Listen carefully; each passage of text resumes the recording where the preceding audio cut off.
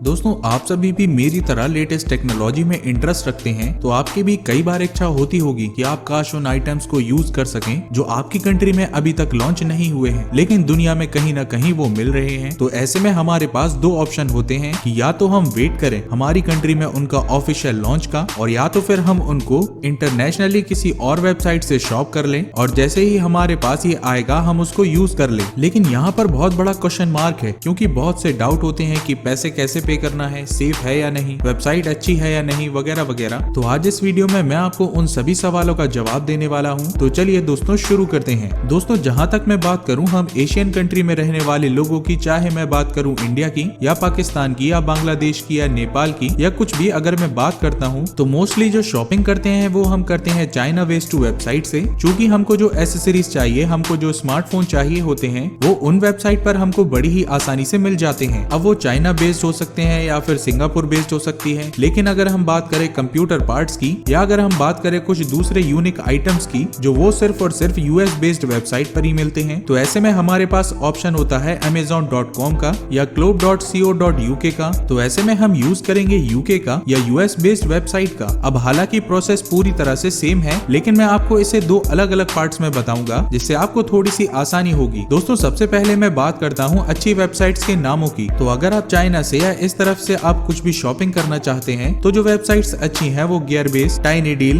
Wopmart.com, ये sites काफी best हैं। अब देखिए होता क्या है, आपको 4 तरीके से चार्ज देने होते हैं अगर आप कोई भी एक आइटम खरीदते हैं। पहला वो जो आपको वेबसाइट पर दिख रहा है कि आइटम इतने डॉलर का है। दूसरा चार्ज करेंसी कन्वर्जन, यानी जो आपकी लोकल करेंसी है, चाहे वो इंडियन रुपीज हो या पाकिस्तानी हो, तो आपको उसका कन्वर्जन चार्ज भी देना पड़ता है। फिर आपको देना पड़ता है शिपिंग के लिए, और इसके बाद में आपको देना पड़ता है कस्टम चार्जेस। तो ये 4 चार्जेस मिलके वो टोटल बनता है जो आपको पे करना होता है। अब दोस्तों बात करते हैं कि आपको पे कैसे करना होता है। तो देखिए, पे करने के लिए आपके पास 3 मेथड हैं। नॉर्मली पेपल से आप पे कर सकते हैं या फिर आप पे कर सकते हैं उनको क्रेडिट या डेबिट कार्ड से। और भी कुछ वेबसाइट्स हैं जो बाहर का ट्रांसफर भी एक्सेप्ट करती हैं। इनमें से सबसे बेस्ट है पेपल, तो आप पेपल यूज कर सकते हैं। कैश ऑन डिलीवरी का यहाँ ऑप्शन नहीं होता है। उसके बाद में हम बात करते हैं शिपिंग की। तो ये होती है 3 टाइप की, पर मैं 2 टाइप की आपको बताता हूँ। एक होता है पोस्ट यानी कि डाक, जो कि फ्री होती है मोस्टली, या आपको कभी कभी $1 देना पड़ जाता है।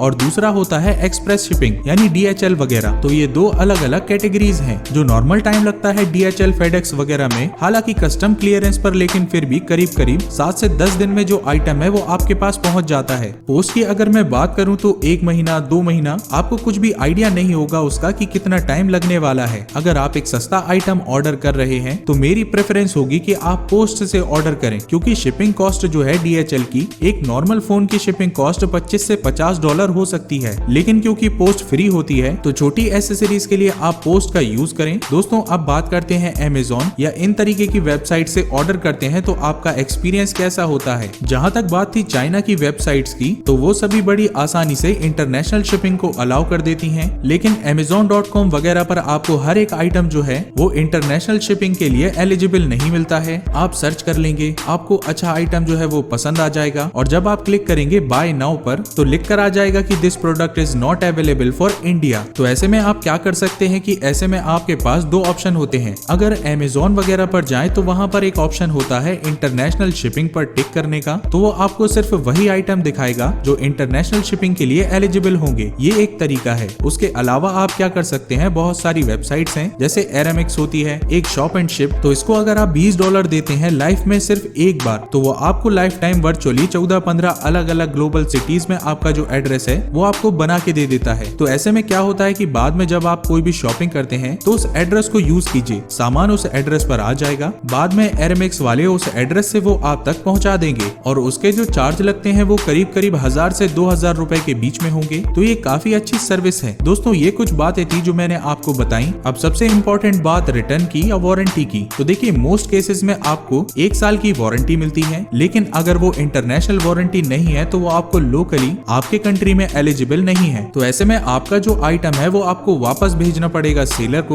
वो उसको रिपेयर करेगा और भेजेगा वापस आपके पास में। लेकिन वो एक हेडेक वाला काम है कि आप अपने पास से पैक करके सामान भेजें, उसके बाद में वो वापस आपके पास आएगा। तो ये काफी लंबा प्रोसेस है। तो दोस्तों, वीडियो पसंद आई हो तो लाइक करें और चैनल को सब्सक्राइब करना ना भूलें।